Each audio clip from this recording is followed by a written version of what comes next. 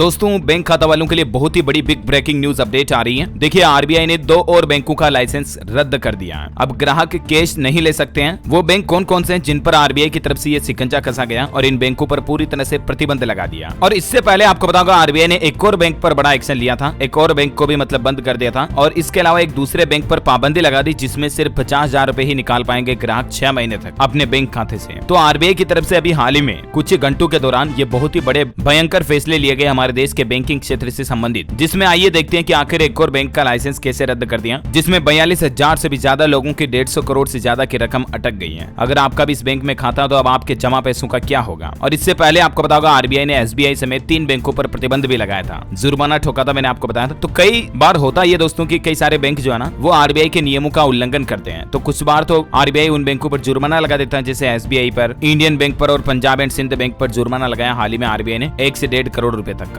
प्रति बैंक पर। लेकिन कई बार ऐसा होता है कि आरबीआई के नियमों का बैंक उस हद तक उल्लंघन कर देते हैं कि आरबीआई को फिर बैंक पर ही पाबंदी लगानी पड़ती है, जैसे 6 महीने तक उस बैंक के खाताधारक ग्राहक अपने ही खाते से 50,000 रुपए से ज्यादा नहीं निकाल पाएंगे। लेकिन जब पानी सर से ऊपर निकल जाए, लगता हो कि अब बैंक आगे जिंदा रहने की स्थिति में भी नहीं है, मतलब बैंक की फाइनेंशियल कंडीशन, वित्तीय हालात इतने खराब हो जाते हैं कि उस बैंक को अगर चालू रखा तो वो देश की इकोनॉमी के लिए भी नुकसानदायक रहेगा और उसके खाताधारकों के लिए भी नुकसानदायक रहेगा। उस परिस्थिति में आरबीआई बैंक को बिल्कुल ही रद्द कर देता है, यानी दोस्तों उस बैंक का लाइसेंस ही बिल्कुल रद्द कर देता है। तो ठीक ऐसा ही सिनेरियो बन रहा है यहाँ पर। 3 बैंकों में तो लाइसेंस रद्द कर दिया और एक बैंक पर पाबंदी लगाई। पाबंदी लगाने वाला बैंक कौन सा देखिए आप। एक तो गुजरात अहमदाबाद का स्थित कलर मर्चेंट्स कोऑपरेटिव बैंक, जिस पर आरबीआई ने ये लिमिटेशन लगा दी है कि इस बैंक के ग्राहक अधिकतम 50,000 रुपए तक की निकासी कर पाएंगे। अगले 6 महीने तक ये प्रतिबंध लागू रहेंगे, ठीक है ना। और दूसरा ये कि एक बैंक का पूरी तरह से लाइसेंस रद्द कर दिया है। वो बैंक है मुंबई का द कपोल कोऑपरेटिव बैंक लिमिटेड। एक तो ये बैंक जिसका लाइसेंस रद्द किया गया और इसके बाद आरबीआई ने 2 और बैंकों का लाइसेंस भी कैंसिल कर दिया। इससे पहले 2-4 दिन पहले 21 तारीख को आरबीआई ने तिरुवनंतपुरम को अनंत शयनम सहकारी बैंक लिमिटेड का लाइसेंस भी कैंसिल कर दिया। और अब केंद्रीय बैंक ने 2 अन्य बैंकों के लाइसेंस भी रद्द कर दिए। देखिए जरा आप। और उन 2 अन्य बैंकों में कौन कौन से बैंक हैं। एक तो कर्नाटक का मल्लिकार्जुन पट्टाना सहकारी बैंक, ठीक है, और एक उत्तर प्रदेश का बहराइच का नेशनल कोऑपरेटिव बैंक लिमिटेड है। तो कुल देखा जाए दोस्तों तो लगभग